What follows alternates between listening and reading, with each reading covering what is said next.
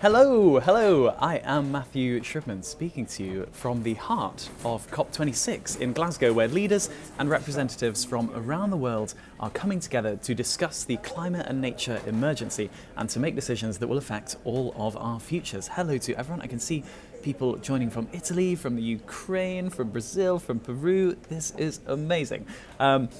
So I'm an environmentalist, a scientist, and the head teacher here at AimHi Earth. AimHi Earth is the education to action organisation on a mission to activate 1 billion nature-first thinkers to build the future we all deserve. This session today is called The Great Big Lesson for Climate and Nature. Thank you so much for being here. Now, whether you are here to learn about the details of the crisis, our best solutions, how to lead, how to take action, or how to communicate effectively, or all of these things, we hope that you enjoy this session today. This session is generously supported and made possible by World's Largest Lesson, Nature for Climate, Cambridge Zero, the Eden Project, and YOUTHTOPIA, whose circle of youth you're about to meet a lot of people from.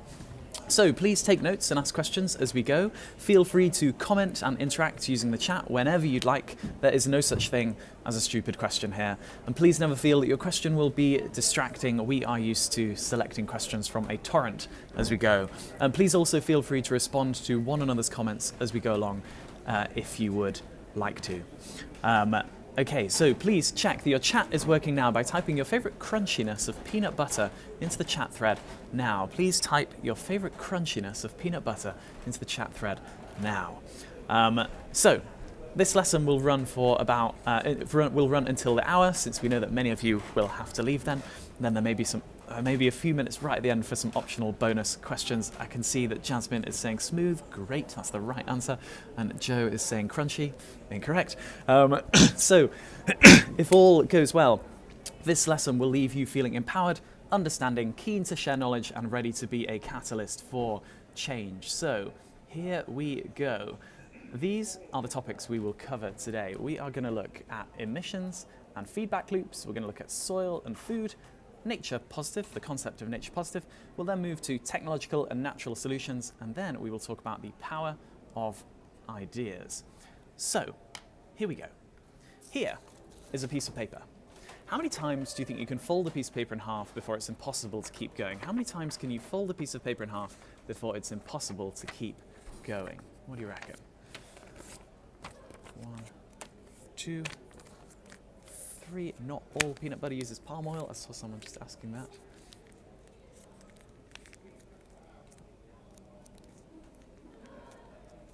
Not all peanut butter uses palm oil.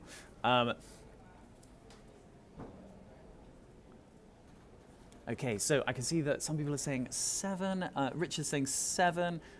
Michelle is saying 7 as well. Okay, this is about right. Yeah, so the world record is actually 12 times with a really big piece of very thin paper. But anyway, with a normal sheet of paper, there's a limit because every time you fold it, the thickness doubles. And eventually it becomes too thick to bend. Now, I know that we can't keep folding this piece of paper in half, but if we could keep doubling its thickness, how many folds would it take until it was as thick as the Earth? Now, while you answer that, I'm going to hand over to Aishwarya from YOUTHTOPIA's Circle of Youth in India. Thank you so much, Matthew. Well, I can see some pretty crazy numbers going on. Amy saying 7. There is Sam is saying 420. Oh my God, there's so many numbers.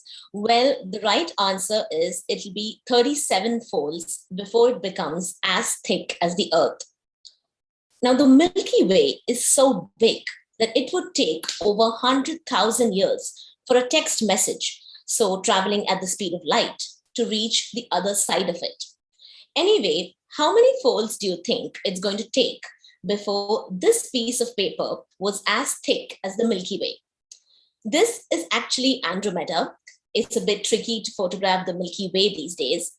Anyway, coming back to the number of folds it's going to take for this piece of paper to become as thick as the Milky Way. Well, Chris is saying 69. There is Cody is 69. State of Ihao is saying 100. Well, it'll only take 83. And it would only take 103 folds for it to become as thick as the observable universe. Why is this important when thinking about solutions and talking about it in respect to the climate crisis? It's because we humans aren't wired to intuitively understand how quickly things can grow when they speed themselves up. It's nothing to be ashamed or embarrassed about if you've guessed these numbers that were wildly wrong before, because it's how we humans all naturally think. On top of this, we've only really evolved to act quickly when we are faced with immediate threats, like, say, a hungry tiger running at us to snatch our sandwiches that we're holding, or otherwise. We've never really evolved to be instinctively scared of problems that investigations tell us are going to be dangerous if they don't feel dangerous right now. Does the climate crisis feel scary to you right now? Is your adrenaline pumping? I'm going to hand over to Sam, who's Youthtopia's team member from Indonesia. Sam, what about you? Is your adrenaline pumping? I'll tell you about mine in a moment, but first I want to know more about people in the chat. Is your adrenaline pumping? I want to hear your answers. Got yes, no, Leon isn't sure. So many eager answers. Well, to tell you the truth, my adrenaline isn't pumping. And understanding this is really important if we're to overcome some of the biggest challenges we face and help us to support the projects that are inspiring and bringing people along in the right direction by patiently, kindly, and compellingly painting a picture of urgency. Anyway, unfortunately for all of us, just like the folding piece of paper, it is true that elements of the climate crisis are speeding it all up as it develops. So let's talk about feedback loops. A feedback loop is a situation where something happening affects the chances of it continuing to happen. A good way to think about this and to explain it to people is to think about eating. Let's give this man a baguette. When we eat, it makes us want to eat less. That's called a negative feedback loop because acting on being hungry makes us less hungry. We're all familiar with this. But imagine if eating more made us want to eat even more. That would be a positive feedback loop, and it would end badly. Like this man, we would explode. Positive might sound like a good thing, but it's actually bad.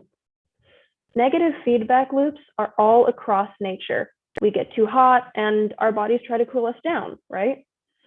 And as the world gets hotter due to human activity, the oceans absorb 90% of the extra heat, and other mechanisms work together to try and cool the world back down as well.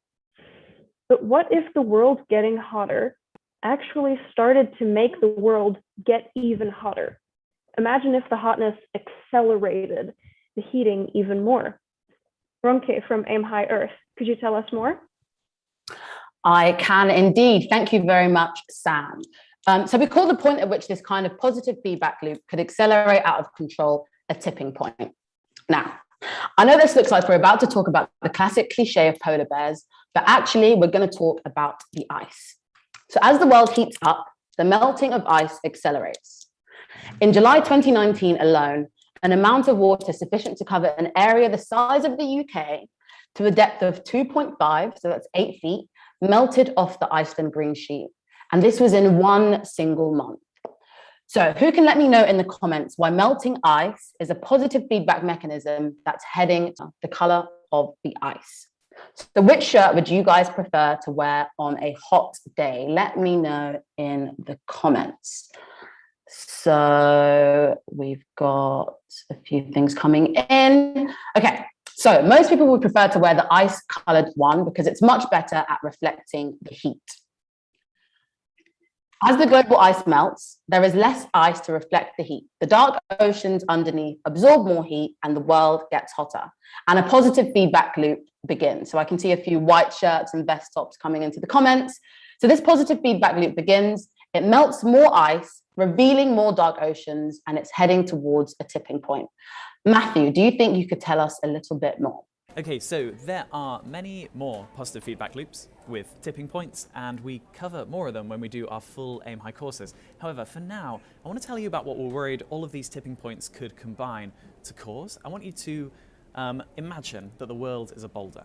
So the further right it goes, the hotter it gets, and the further left it goes, the colder it gets. Now, notice how in this picture the Earth wants to get colder. It wants to roll down the hill, and if we left it alone, it naturally would get colder by itself. However, our human activities, like emitting greenhouse gases, are pushing the Earth system hotter and hotter. And if we keep going, then it will eventually get to a point where our planet will start heating in a way that will run away with itself. We call this uncontrollable, accelerating heating situation hothouse Earth. Now, as I said before, it isn't the case that there are only things going on that are heating the Earth up. Many natural negative feedback loops on Earth are working to keep us in balance, trying to cool the world back down, which is why there might still be time to turn things around. Now, I say might because the truth is that nobody knows where the top of the hill is. Nobody knows if we're already there, heading for runaway heating. The boulder might already be at the top of the hill and ready to roll down the other side. When politicians and leaders talk about climate targets, these targets are based on educated guesses and models. Nobody actually knows for sure if we've already gone too far. Now, this sounds scary, and it is, but since we don't know where we are, we have a duty to do all that we can. We must imagine that we are the boulder teetering on the edge. Everything that we do now, and I mean everything, will make a positive difference for the future. So, what percentage of human-produced greenhouse gases do you think come from energy production? Okay, so thank you, Matthew.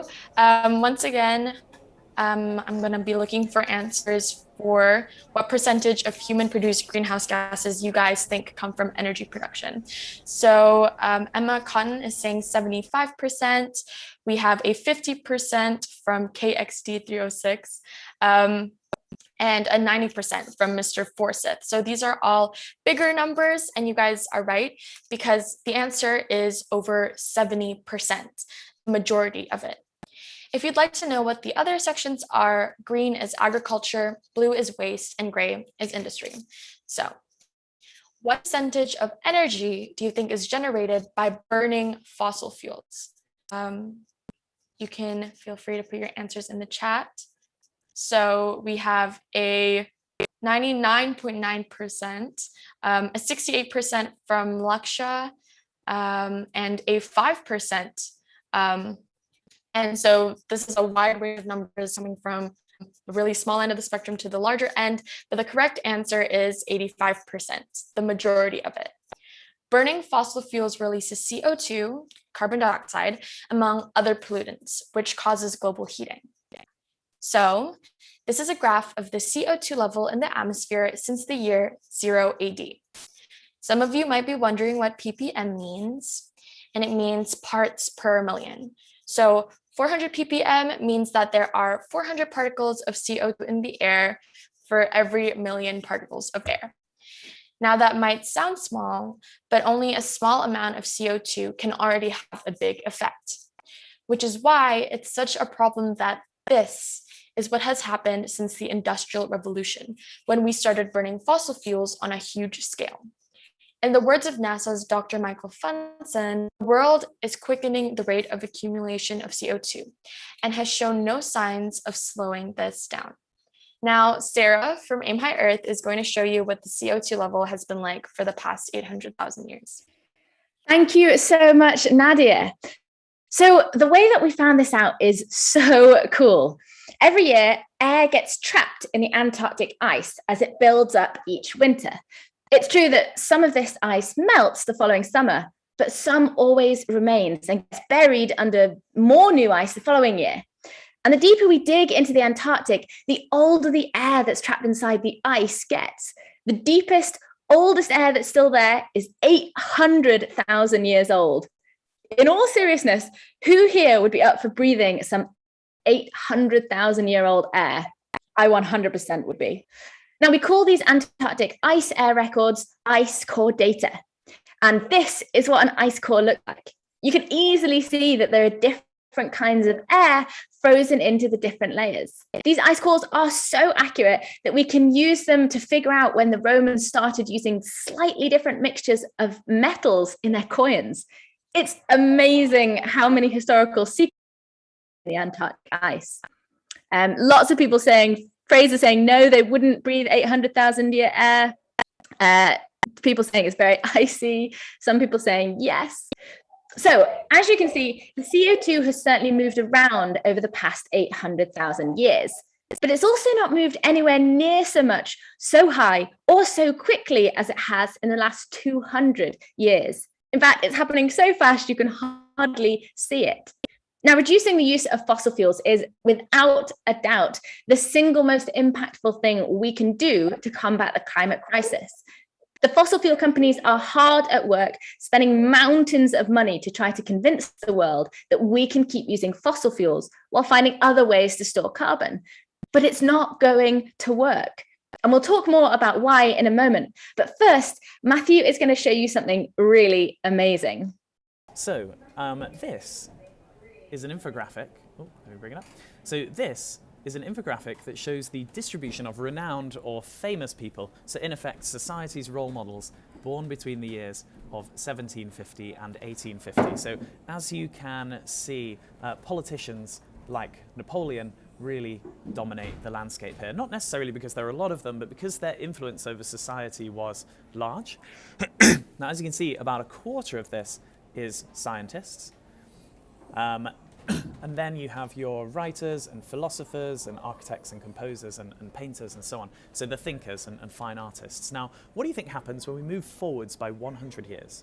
In particular to the scientists. What do you think happens when we move forwards by 100 years, in particular to the scientists? What do you guys think? Okay, we're seeing some people here saying that, so Nit Hugshan is saying that scientists will be more, and T. Muir thinks that scientists will drop away. Okay, so we've got opinions going in both directions. I could see that Richard is saying that maybe scientists increase. So over the next 100 years, scientists were actually about half as influential over society. Writers and philosophers were down by about 1/3 as well. Now, what do you think will happen when we move forward another 100 years to famous people born from 1950 to now? Now, since we're tight for time in this, I'm going to just skip forward and show you. So this is now.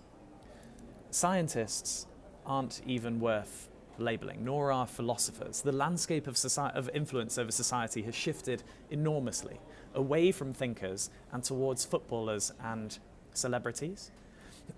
These are the people who now guide society's hopes, aspirations, and values. This reality is one of the big inspirations for setting up AimHi to expose and connect people to strong, positive thinker role models. Now, of course, there are good role models among footballers and celebrities, and there are no studies proving the negative effects that this skew has on society. However, the reason I'm showing you this now is because I want to show you all how invaluable you are and how important a part you have to play in acting as positive role models yourselves and in helping others to be positive role models too. Encouraging people to want to be thinkers and explorers and inventors and conservationists and change makers rather than film stars and singers. Okay, now I want to ask you a different question. So I want all of you to tell me what it means to win. Give me an example. Frame it in any way you'd like. Business, school, sport. What does it mean to win? And while you answer that, I'm going to hand over to Inez from Youthopia's Circle of Youth in Peru, who is also here in Glasgow at the moment. Thank you, Matthew. I'm waiting for your answers in the chat. But role models are very important because they influence this. How do you think today's role models are influencing what people think winning means? Nowadays, most of us are taught that to win is to dominate. A winning company is one that grows rapidly and overpowers all competition, to monopolize the sector and beyond. Someone just said winning means that others lose in the chat. Thank you, Joe McAndrews. So why is this? We can easily see from nature that whenever one thing dominates, things start to go wrong. All other living things suffer, and eventually so does the thing that dominated too. Perhaps we should learn from nature and teach one another that to win is to become a valued part of the community or ecosystem. So one wins if the earth loses. no one wins, sorry. So who do you think is going to win out of this lioness and this antelope? In case you're worried, the lioness has not been shot. Will it be the lioness or will it be the antelope? I can see some people saying I'm muted as well in the chat. I hope you can all hear. So the story of a lioness. Actually, making friends with an antelope was across multiple newspapers, but there's a lot of skepticism and no evidence about what happened next. And big cats are known to sometimes be extremely gentle when playing with their food. However, when the AimHi team looked into this story, and I can see Julie was saying lioness, LH lioness as well, Catherine guessed the antelope. So they found that in 2002, a park ranger in Kenya recorded a genuine example of a lioness adopting and carefully taking care of no one but multiple baby lioness antelopes, even allowing one of them to feed from its natural mother. The lioness. We're taught to think that scenes like this are natural. We intuitively think that they're beautiful because they're the closest to truly wild places that most of us get. But this is not how it naturally should be. It's the landscape that humans have turned it into. The UK used to be a lot more forested with beech, oak, hornbeams, then so much more, but that was all cut down for the Navy and industry. And there used to be a lot more wetlands and a whole mosaic of other regions just bursting with life as well. It has changed a lot. It's this kind of human shaping of the land that has led to the UK becoming one of the most nature-depleted places on Earth. Now, the hedges help, but ultimately, this space is dominated by grass, cows, and sheep. The story is similar all around the world, not just in the UK. Much of what we think of as the countryside is not natural. So what about this picture? How does it make you guys feel? Let me know in the chat box. So this is what we call a monoculture, just one plant completely dominating the landscape. We've made it like this because it's easier for us to sow and harvest with machines. Okay. Yep. So we allow one plant to win on an epic scale, completely taking over the landscape. But now we understand very clearly that this kind of treatment of the natural world is destroying it. And we depend on the natural world, not just for all of our food, but for our health, all the air we breathe, and so much more. And we are not treating it well. Next, I want to talk to you guys about soil. So why soil? That's because it is the perfect illustration of the bigger picture. Referring to the last comment, we have S. Penfort saying sad and Razi Ahmed saying sad as well. That's very correct. So before we get into the next part, firstly, what do plants need? And what do we need to give them to make them grow? While you guys answer that, I'm going to hand over to Malati from Youthtopia. Thank you so much, Sydney. Okay, yes, plants need water. Speaking of water, did you know that humans can hear the difference between hot and cold water pouring? Anyways, yes, so plants need water, light, CO2, and then nutrients like nitrates, phosphates, potassium, and magnesium. And we give them these by watering them and adding fertilizers so that we can get the largest possible quantity of crops. But what we haven't realized until recently is that we might be doing this all wrong. We are treating the soil as an inert growth medium when it actually is alive. It's so alive that 1 teaspoon of healthy soil contains more living things than members of the human race. Soil is not something that exists elsewhere in space. It's special. It's a part of our unique living world. By adding lots of nitrates, phosphates, potassium, and magnesium in chemical fertilizers, we might be helping the plants in the short term, but we're upsetting the balance in the soil and killing off the life it contains, damaging its health and structure and releasing vast amounts of carbon into the atmosphere in the process. It takes hundreds of years for the natural world to recover a single centimeter of topsoil. Yet nowadays, 90% of soils found normally are thinning and degrading. So what does normal even mean anymore? We're starting to realize something that people in the future will look back on and think was obvious, that we shouldn't be putting the plants first. We need to put the soil first. And if we do so, the soil will take care of the plants for us. And the soil will take care of much more than that too. The top couple of meters of soil contains about 3 times as much carbon as the entire atmosphere. Restoring soils to their former health has the potential to capture a significant portion of our carbon emissions. Matthew is now going to show you a seriously cool experiment. This is one of the coolest experiments in history. So some scientists went into a forest and they found a big old tree and they put a huge plastic bag around it. And then what they did is they pumped it full of carbon dioxide. But this wasn't normal carbon dioxide. It was slightly radioactive. Not the kind of radioactivity that is very dangerous, but the kind that would allow them to use a radioactivity counter, you know, like one of those ones that you point at stuff and it goes to show that it's radioactive. Now, over time, the tree in the bag absorbed this radioactive carbon dioxide and slowly it became slightly radioactive as well. Now, the experimenters then waited some more time and then they started to test the radioactivity of the trees around it. Now, which of the trees do you reckon they found to be the most radioactive? Out of 1, 2, and 3, which of the trees do you reckon they found to be the most radioactive after some time?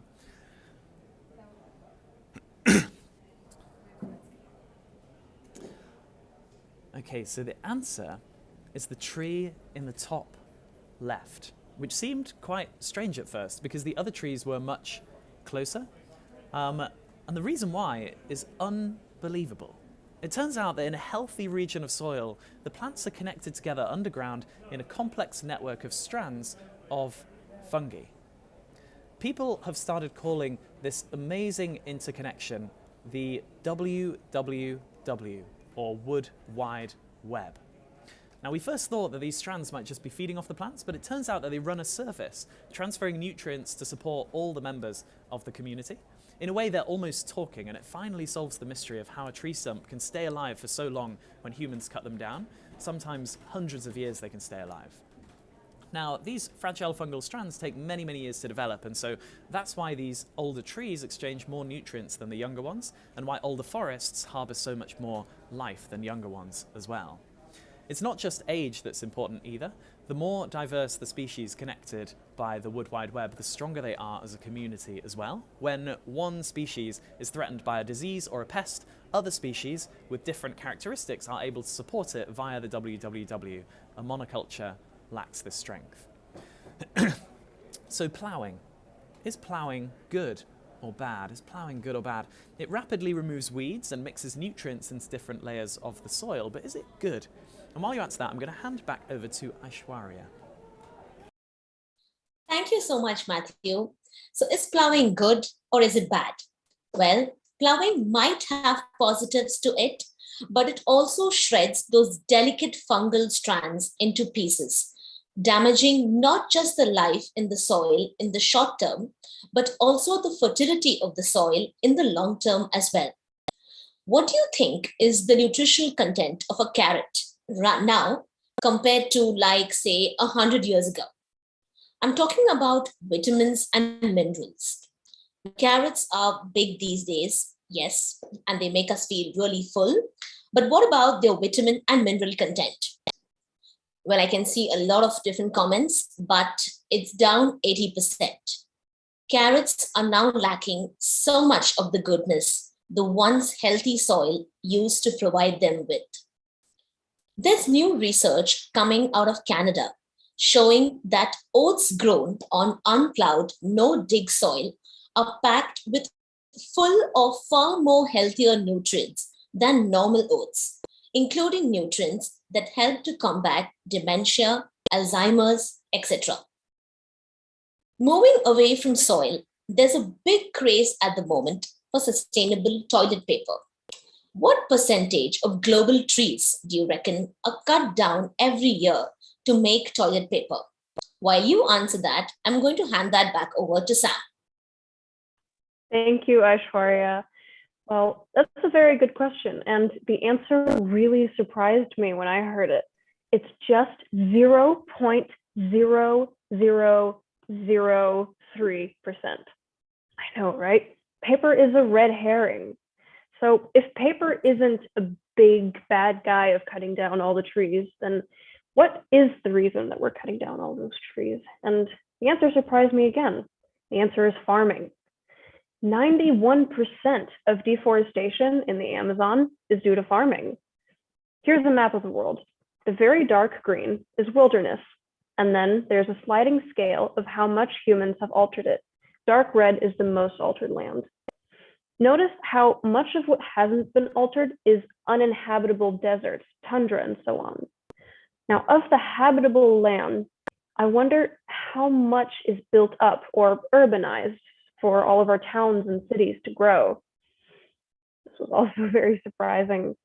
Well, because our towns and cities don't actually take up that much space. And perhaps the reason why we feel like they do is because we're in them all the time. The answer is 1%. 1% is used for urbanization. And how much of that land do you think is used for farming? While you think about that, I'm going to hand back over to Nadia. Thank you, Sam. So the answer is actually half, or 50%. To make space for much of that farming, since 1950, we've cleared about half of all temperate and tropical forests. Now let's look at how that farmed land breaks down. Here I've represented all of the world's farmed land with a nice strip of moss, and you don't have to remember these numbers, but having a feel for them is helpful.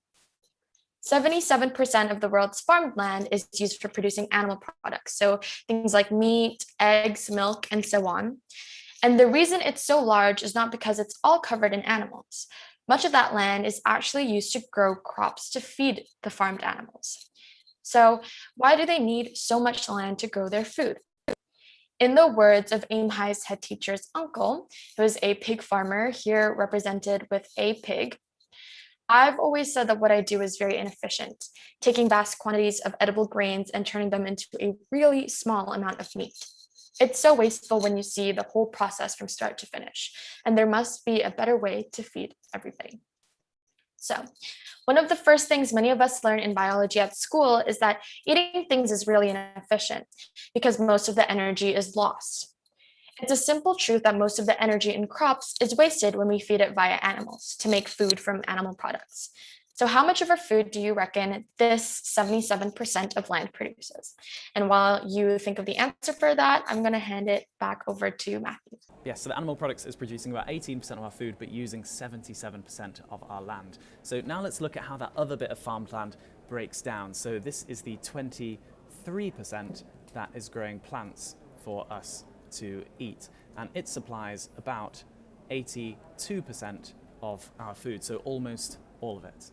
So in our longer courses, we explore how we get most of our protein from plants too, the strength of vegetarian Roman gladiators, and how we also all eat far more protein than we ever evolved to need. For now though, the bottom line is that we could all easily get enough food and protein whilst taking up far less space on Earth simply by eating fewer animal products and more plants. Okay, it's time to take a slightly tangential break. So we're going to talk about a little town called Arundel. So who here has been to Arundel? Who's been to Arundel? It's not that well known as a place. Even people in the UK mainly think of it as a town in Disney's Frozen. Anyway, it's a beautiful town south of London, and it's got seriously bad traffic. All the locals know about it. And a few years ago, plans were hatched to build a bypass around the town of Arundel. And the easiest place to build it was straight through a bit of genuine, old growth, wood wide web connected ancient forest. Very, very rare in very rare in England. And it nearly happened too, but a huge campaign with national backing managed to have an impact, and now it's planned to be built mostly across farmland, albeit with several wild habitats still in the firing line. Still, It took a huge amount of time and effort to make progress with this campaign because the mindset of civil planners is still not one that makes nature a priority. Now, for a moment, I want all of you to close your eyes and imagine that you are one of those civil planners. Would you suggest building the bypass through the middle of Arundel Castle, demolishing it? So, personally, I wouldn't want to destroy the castle. But Arundel Castle is less old than the forest and arguably less important for the long-term survival of humans on the planet as well. We should at least think about it if we're considering destroying the forest. Now, the thinking that we have all grown accustomed to as human beings all around the world is that nature is disposable, that it will always support us and that we don't need to worry about it. And that's now changing fast for two reasons. Number one, the human takeover of most of the world's land. And number two, the speed at which the climate is changing. Something we talk about more in our longer courses is how the problem is less that the climate is heating up, it's about how quickly it's heating up. It's a very human attitude to think that if the climate changes, then we can move elsewhere, wear different clothes and so on. But most living things don't have these choices or wardrobes. And small changes in temperature can kill them off en masse. So do you know what effect the 1.2 degrees C temperature rise so far in global temperatures is having on turtles? Do you know what effect it's having on turtles? And while you answer that, I'm going to hand back over to Inez. And the temperature increase might seem small to us, but there's an example of how extreme the impact can be. The sex of sea turtles is determined by how hot their eggs are in the sand. The hotter they are, the more likely they are to be female.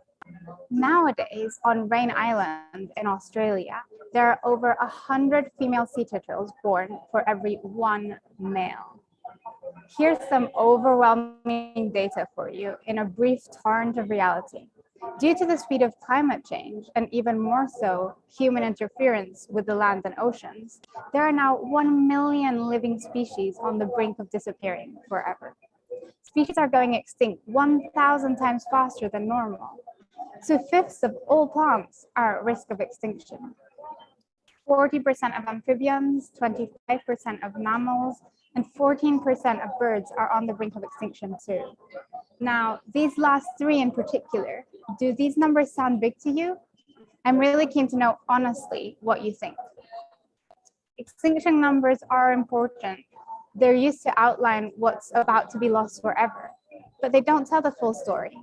If we had more time, we would look at the difference between extinctions and population declines, and we would see that population declines are even bigger than these numbers.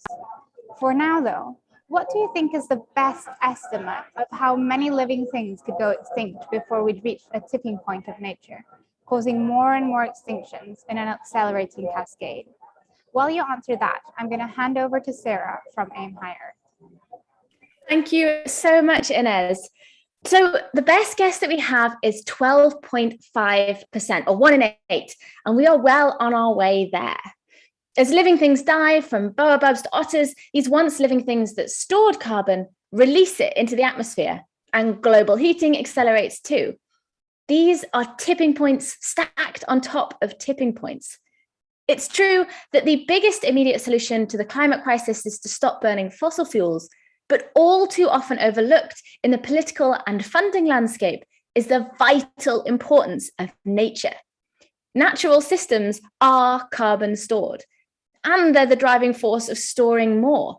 You may have heard about the enormous amount of carbon a single whale will store just by going about its normal life. The same is very true of many living things, big and small. Death due to natural systems is carbon being released and switching off nature's ability to store carbon. Without a strong, resilient, and natural world, our planet won't be able to undo the damage that fossil fuels have done, won't provide us with healthy food to eat, won't heal us with medicines we're yet to discover, won't defend us from disease, and won't be a place that any of us just want to be. Nature is often cited as being the solution to about 30% of the climate crisis in the near term. And that percentage tends to keep rising as we find out even more about nature, which we still know barely anything about, and its ability to store carbon. In the longer term, it's arguable that nature will account for much more of the solution than this. You might have heard the phrase, "we are nature defending itself." And for those of us who understand the crucial importance of nature in all of this, it's true.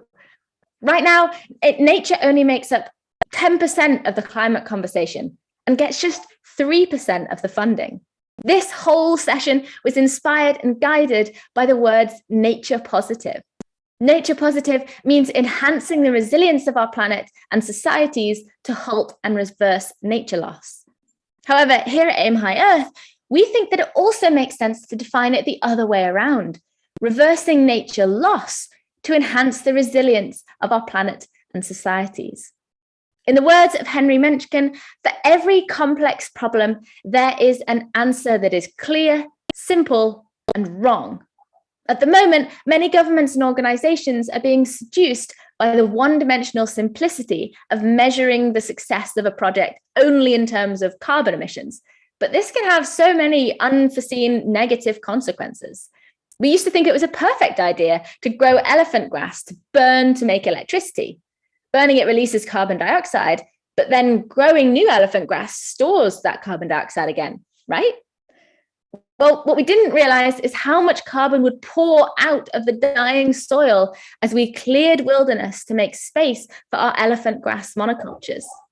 Now, please don't say anything immediately if you already know, but what do you think we're looking at here? And while you answer that, I'm going to hand back over to Matthew again.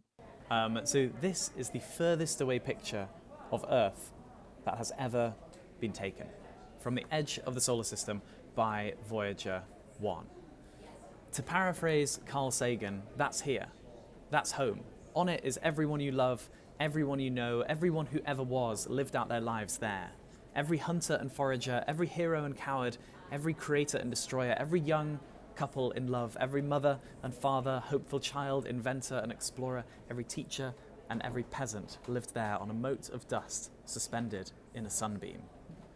Think of all the endless violence and cruelty carried out time and time again to gain control of some indistinguishably small part of that tiny pixel. We are a lonely speck in the great enveloping darkness. In our obscurity, in all this vastness, there is no hint that help will come from elsewhere to save us from ourselves. It underscores our responsibility to deal more kindly with one another and to preserve and cherish the pale blue dot, the only home we've ever known. To sum it up in just 5 words, there is no planet B. Anyone who thinks Mars might be an option perhaps doesn't realize how Mars's minus 70 degrees nights, lack of air to breathe, and lack of any life at all makes Antarctica look ideal as a place to have a picnic. Right. With this framing, it's time to take a look at some big solutions to the climate crisis. So what do you think is going on here? What is going on here? And while you answer that, I'm going to hand it back over to Malati from Youthtopia. Thanks so much, Matthew. And what is going on here? So this is an idea to build a fleet of driverless boats that move around the poles, spraying fine mist of seawater up into the air to create salty and therefore extra white clouds to reflect the sun's heat, whilst also protecting the ice below. Ideas inspired by similar thinking include covering the polar ice in tiny, bright white glass beads like these to make it even more reflective to heat. On a larger scale, people are already talking now about artificially creating clouds of sulfates in the upper atmosphere to reflect heat all over the world.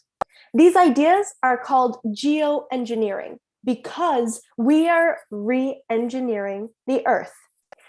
What do you think of these ideas? Write it in the comments. Tell us what you're thinking about some of these ideas that we just shared. Yes. So the most important response for us to be having and for us to help others to have is to ask the most important question of all. What is the impact on nature? Yes, models show that these ideas would have a very real and immediate positive impact on reducing global temperatures, but we have no idea what they could do to nature at scale, or what the knock-on effects of covering the Arctic in glass beads or making salty clouds might be. We are part of nature. not separate from it. Therefore, risks for nature are risks for us. That's why ideas like these are a last resort for a sane world. Also, none of these ideas actually solve the problem of greenhouse gases. They all just buy us a few more years of time. Sydney, do you think you could tell us a little bit more about these ideas? Yes, thank you, Malati. So here's an idea to actually remove large amounts of greenhouse gases by fertilizing the ocean with iron powder. You heard that right. So the iron stimulates the growth of huge amounts of algae, from big exotic seaweeds to cute little microscopic things like these. These plants then pull loads of carbon dioxide out of the atmosphere, just like trees do on land. But the problem with this is that, yet again, we are radically and rapidly changing a part of nature. It is now widely thought that the damage caused to nature by changing it so rapidly in this way actually releases more carbon than it stores. So the technological solutions we've looked at so far have not been the most promising. The reason we've shown you these is because we wanted to give you a realistic picture of where we are and to show just how far we still have to go, and to make it clear how crucial a part you all have to play in helping to guide the future direction of the planet. Of course, there are some technological solutions that are looking as though they could help, and perhaps the reason why they look so promising is that these things have been designed to work with nature. So Ronki from AimHi Earth, do you think you could tell us a bit more about any of these? I can indeed. Thank you very much, Sydney. So 2 examples we particularly like here at AimHi are sponge cities in China. And this is where nature is integrated into cities so that they naturally store a lot of water. And also there are companies like Solar Foods who use solar power to generate food via microorganisms. But anyway, these are still solutions to problems related to the climate and nature crisis. But what about actually removing CO2 directly from the atmosphere? At this stage, if we had more time, we would have talked about technologies called carbon capture and storage that remove carbon dioxide from the air and store it underground. However, whilst this might sound exciting and promising, unfortunately, the main thing to say about these technologies at this stage is the reality, that they are all so far away from being able to work at the scale or speed that we really, really need. We also would have talked about how offsetting our carbon is mostly a fantasy and almost always a con, because we can't actually make up for emissions from burning fossil fuels by planting trees and restoring nature, at least not anywhere near as quickly as many companies might want us to believe. Anyway, if we go into depth with this now, we will surely run out of time. So I'll just say this. Polluting companies and countries thinking that they can get to net zero, which means storing all the carbon that they emit, by carrying on what they're doing and offsetting their carbon emissions, are mostly misunderstanding the truth. Most of getting to net zero in the near term will be achieved by reducing our output of CO2 in the first place, and a vast amount of the reduction will only be possible if people all around the world are educated and enabled. So thank you all for being here today. You are making this happen just by being here, learning and spreading the word afterwards. And in the medium and longer term, much of the rest comes down to nature. So if the destruction hasn't already gone too far, and if enough of nature is intact, then nature will bring our planet back to balance. The question is, will nature be sufficiently thriving to do so? So moving towards the end, Matthew is going to show you something that you might not have seen before, and he's going to take us to the finish. So over to you, Matthew. Thank you, Ronke. So this is a chart that shows the distribution of land mammal biomass on Earth. So what this means is that if we were to take all of the mammals on land, including everything from elephants, lions and squirrels to dogs and humans, and we were to put them all in a big pile, then about 36% of this pile would be humans. Now, what percentage of the pile do you think would be all of the world's wild land mammals? So tigers, beavers, mongooses, antelopes, wolves, bears, etc. All the animals you see in nature documentaries. So all the world's wild land mammals would be just 4% of this pile. A huge amount of the pile would be sheep and all of our other domesticated mammals as well, like horses, cats and pigs and so on. And about 40% of this pile would be cows. There is so much cow on the planet, it is unbelievable. Considering how much land animals like cows need as well, it's no wonder that we have taken over so much of the surface of the planet. This is the age of the Anthropocene. We've changed the world on such an enormous scale that we're teetering on the edge of potential collapse. Now, this is why eating fewer animal products is one of the most positive things any of us can possibly do to protect our natural world, because of all the space that they take up. Now, we can and we will turn this around. We have to. It can sometimes feel as though it's hard to make a difference in the world, but our seemingly small actions and communication of big ideas can add up to be immensely powerful. If one person thinks of an idea and shares it with just 3 people, and then stops sharing it, and then the next day, those 3 people share it to just 3 more people, and then they stop sharing it as well. And then the next day, these 9 people share it with 3 people each, and so on. How long would it take for the whole world to know the idea? Now, this is assuming that everyone always tells a new person. What do you think? The answer is, it would be about 3 weeks. It's even faster if each person shares it more than 3 times. We have agency over our own future, and collectively, we are stronger than any seemingly unchangeable inertia, especially if civilization depends on it. In the words of Rob Hopkins, it all starts with imagination. If we can't imagine a better future, no one will want to get involved. A lot of people think that the climate and nature crisis is for scientists and politicians and engineers to solve, but this is wrong. The arts, ideas, and imagination are something children are often far better at than adults, are essential. We need people everywhere to be reimagining how we can live in harmony with nature, so be those people. If you don't already know of it and you'd like some inspiration, then check out the artistic movement called solar punk, where artists all over the world are imagining and depicting a utopian vision of the future where human civilization is totally integrated with nature. So, thank you so much for coming. Go forth, take this knowledge, and let's turn the world around together. Thank you all. So do take a moment to let all of this sink in. Think about how you can apply what we've learned today to your own life and work and plans, and think about what one thing you can share with someone else and be the ripple effect by making sure you share it. If you enjoyed this, then please recommend AimHi Earth to your friends, families, and world leaders. Word of mouth multiplies like folding paper, so please help us to change the course of history by getting as many people through our climate and nature courses as you can. Here's the best link to share. The AimHi Earth link will pop into the chat now, unless that won't work, in which case it'll be in the description below.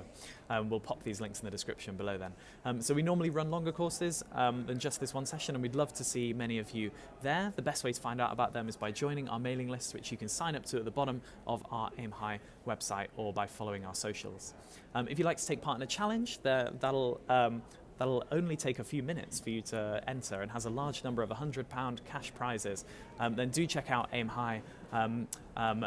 Do check out AimHi Earth/challenges. Again, we'll pop that link in the description below. The aim is to invent a new word, and I'll say no more for now, but do get involved if you'd like to. It's for all students and adults. If you haven't got hold of your resource pack, you can get it via the link in the description. These packs give you a beautiful summary of key points and solutions and inspiration for starting conversations. And if you signed up via Eventbrite, then you'll soon get a really short survey from us, which we would love for you to fill in if you have time. It will massively help us to gather the data we need to convince platforms to support this vital work.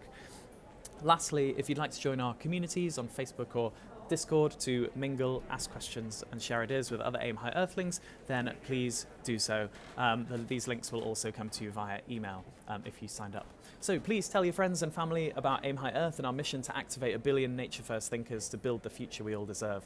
Thanks again to World's Largest Lesson, Youthtopia, Nature for Climate, Cambridge Zero, the Eden Project, and all of our wonderful presenters today for making this all possible. You are all amazing. Please follow our socials. All of them are AimHi Live that way, and sign up to the AimHi Earth mailing list via our website so that you can hear about what exciting climate and nature content we have to come. Thank you for being a part of our great big lesson for climate and nature, and I'm afraid we're going to have to finish here because there are other people who want this studio, which is a shame because we wanted to do a Q&A, but we'll just be looking forward to seeing you again where we can talk about things like solutions and questions and so on. Thank you all for coming. Farewell.